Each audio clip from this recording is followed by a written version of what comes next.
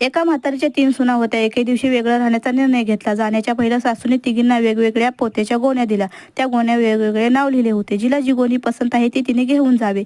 पहिल्या सुनेने पैशाची गोणी उचलली, दुसऱ्या सुनेने नशिबाची गोणी उचलली आणि तिसऱ्या सुनेने कष्टाची गोणी उचलली. काही वर्ष गेले आणि सासूबाईंनी तिघींना पण घरी बोलवले आणि म्हणाली, तुम्ही वेगळं राहून 1 वर्ष झालं आहे. 1 वर्षामध्ये काय काय मिळवला? पहिल्या सुनेला म्हणाली, तुझ्याजवळ तर पैशाची गोणी होती, मग तू उदास का आहे? तेव्हा सून म्हणाली, असला पैसा काय कामाचा, घरामध्ये कुणी ना कुणी आजारी असतं. दुसऱ्या सुनेला म्हणाली, सुनबाई तू तर नशिबाची गोणी घेऊन गेली होती, तुझं नशीब तर खूप चांगलं असेल. तेव्हा सून म्हणाली, हो सासूबाई, माझं नशीब खूप चांगलं आहे, पैसा आहे, पण आनंदच नाही.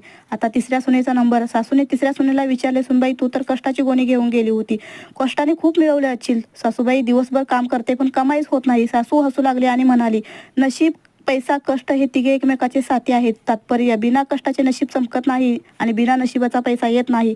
या गोष्टीची सहमत असाल तर जाताना रामकृष्ण